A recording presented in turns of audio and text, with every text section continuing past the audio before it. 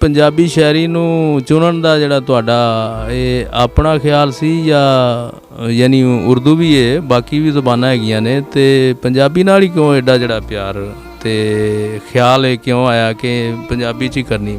ਇਹ ਜੀ ਇੰਝ ਹੋਇਆ ਕਿ 1992 ਤੱਕ ਉਰਦੂ ਗਜ਼ਲ ਹੀ ਕਹੀ ਹੈ। ਮੁਨੀਰ ਨਿਆਜ਼ੀ ਮਰਹੂਮ ਦਾ ਇੱਕ ਇੰਟਰਵਿਊ ਪੜ੍ਹ ਲਿਆ, ਜਿਹਦੇ ਵਿੱਚ ਉਹਨਾਂ ਨੇ ਫਰਮਾਇਆ ਸੀ ਕਿ ਪੰਜਾਬੀ ਜ਼ੁਬਾਨ ਹੀ ਇਸ ਕਾਬਲ ਨਹੀਂ ਕਿ ਇਹਦੇ ਵਿੱਚ ਜਦੀਦ ਗਜ਼ਲ ਕਹੀ ਜਾ ਸਕੇ। ਅੱਛਾ ਜੀ, ਸੋਚ ਹੈ ਆਪਣੀ ਆਪਣੀ। ਮਿਸਾਲ ਦੇ ਤੌਰ 'ਤੇ ਮੈਨੂੰ ਕੋਈ ਕਹੇ ਤੂੰ ਜਹਾਜ਼ ਬਣਾ ਲੈਣਾ, ਤੇ ਮੈਂ ਦੋ ਗੱਲਾਂ ਨੇ, ਜਾਂ ਤਾਂ ਮੈਂ ਉਹਨੂੰ ਕਹਾਂ ਬਣਾ ਲੈਣਾ, ਜਾਂ ਉਹਨੂੰ ਮੈਂ ਕਹਾਂ ਨਹੀਂ ਬਣਾ ਲੈਂਦਾ। ਮੈਂ ਕਹਾਂ ਵੀ ਮੈਨੂੰ ਅਗਰ ਨਹੀਂ ਆਦਾ ਤਾਂ ਮੈਂ ਕਹਾਂ ਵੀ ਦੁਨੀਆ 'ਤੇ ਕੋਈ ਜਹਾਜ਼ ਬਣਾ ਹੀ ਨਹੀਂ ਸਕਦਾ, ਤੇ ਕਿੰਨੀ ਬੇਵਕੂਫਾਂ ਵਾਲੀ ਗੱਲ ਹੈ। ਉਹਨਾਂ ਨੇ ਫਰਮਾਇਆ ਕਿ ਪੰਜਾਬੀ ਜ਼ੁਬਾਨ ਹੀ ਐਸੀ ਨਹੀਂ ਕਿ ਇਹਦੇ ਵਿੱਚ ਜਦੀਦ ਗਜ਼ਲ ਕਹੀ ਜਾ ਸਕੇ। ਵੀ ਤੂੰ ਕਹਿ ਮੈਥੋਂ ਨਹੀਂ ਹੁੰਦੀ, ਤੂੰ ਇਹ ਤਾਂ ਨਾ ਕਹਿ ਵੀ ਹੋ ਹੀ ਨਹੀਂ ਸਕਦੀ। ਇਹ ਗੱਲ ਹੀ ਖਾ ਗਈ ਜੀ। ਮੈਂ ਕਿਹਾ ਵੀ ਹੁਣ ਪੰਜਾਬੀ ਜ਼ੁਬਾਨ 'ਚ ਹੀ ਹੋਏਗੀ ਤੇ ਜਦੀਦ ਗਜ਼ਲ ਹੀ ਹੋਏਗੀ। ਇਹ ਗੱਲ ਲੈ ਕੇ ਉੱਠ ਬੈਠਾ ਜੀ ਮੈਂ। ਯਾਨੀ ਇੱਕ ਚੈਲੰਜ ਦੇ ਤੌਰ 'ਤੇ ਲਿਆ ਤੁਸੀਂ? ਹਾਂਜੀ, ਬਿਲਕੁਲ ਇੰਜੀ ਜੀ।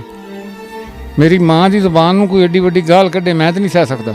ਔਰ ਇਕੱਲੀ ਇਹ ਨਹੀਂ, ਮੇਰਾ ਰੱਦੇ ਮਲ ਇਹ ਨਹੀਂ ਸੀ। ਉਸ ਤੋਂ ਪਹਿਲੇ ਮੈਂ ਤਕਰੀਬਨ ਸੈਂਕੜਿਆਂ ਦੇ ਹਿਸਾਬ 'ਚ ਉਰਦੂ ਗਜ਼ਲਾਂ ਕਹਿ ਚੁੱਕਿਆ ਸਾਂ। ਉਹ ਮੈਂ ਇhtਜਾਜਨ ਚੁੱਕੀਆਂ ਤੇ ਲਿਜਾ ਕੇ ਨਹਿਰਾਂ 'ਚ ਸੁੱਟਤੀਆਂ। ਉਹ ਨਹਿਰਾਂ ਤੁਹਾਡੇ ਬਹੁਤ ਨਜ਼ਦੀਕ ਨੇ, ਮੈਨੂੰ ਦੂਰ ਜਾਣਾ ਪਿਆ ਸੀ। ਹੋਰ ਨਹਿਰਾਂ ਤੇ ਤੁਸੀਂ ਨਿਗਰਾਨੀ ਵੀ ਕੀਤੀ ਕਿ ਉਹ ਤਰ ਗਈਆਂ ਨੇ ਉੱਤੇ ਜਾਂ ਡੁੱਬ ਗਈਆਂ? ਨਹੀਂ ਜੀ, ਅੱਖਾਂ ਨਾਲ ਡੁੱਬਦਾ ਵੇਖ ਕੇ ਆਇਆ।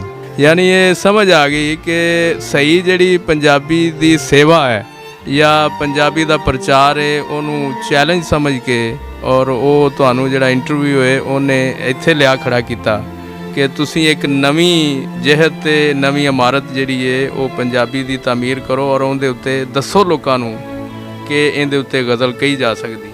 ਮੈਂ ਅਰਜ਼ ਕਰਨਾ ਜੀ ਕਿ ਮੈਨੂੰ ਅਮਰੀਕਾ ਦੇ ਵਿੱਚ ਉਰਦੂ ਮੁਸ਼ਾਇਰਾ ਹਰ ਸਾਲ ਹੁੰਦਾ, ਬਲਕਿ ਮੁਸ਼ਾਇਰੇ ਹੁੰਦੇ ਨੇ। ਉੱਥੇ ਮੇਰੇ ਦੋਸਤ ਅਕਸਰ ਜਾਂਦੇ ਨੇ। ਮੈਨੂੰ ਇਹ ਆਫਰ ਹੋਈ ਕਿ ਤੁਸੀਂ ਅਗਰ 8-10 ਉਰਦੂ ਗਜ਼ਲਾਂ ਕਹਿ ਲਵੋ ਤੇ ਤੁਹਾਨੂੰ ਉਹ ਅਮਰੀਕਾ ਵਾਲਾ ਮੁਸ਼ਾਇਰਾ ਪੜ੍ਹਾਉਂਦੇ ਆ। ਮੈਂ ਉਹਨਾਂ ਨੂੰ ਕਿਹਾ ਜੀ ਮਰ ਜਾਵਾਂਗਾ, ਇੰਜ ਨਹੀਂ ਕਰਾਂਗਾ। ਪੰਜਾਬੀ ਗਜ਼ਲ ਨੇ ਮੈਨੂੰ ਕੋਈ ਥੋੜ੍ਹੀ ਇੱਜ਼ਤ ਨਹੀਂ ਦਿੱਤੀ ਕਿ ਮੈਂ ਹੁਣ ਅੱਗੋਂ ਇੱਜ਼ਤ ਲੱਭਦਾ ਫਿਰਾਂ। ਬਹੁਤ ਇੱਜ਼ਤ ਦਿੱਤੀ ਮੈਨੂੰ ਪੰਜਾਬੀ ਗਜ਼ਲ ਨੇ। ਮੈਂ ਤਾਂ ਹੁਣ ਪੰਜਾਬੀ ਗਜ਼ਲ ਹੀ ਕਹਾਂਗਾ।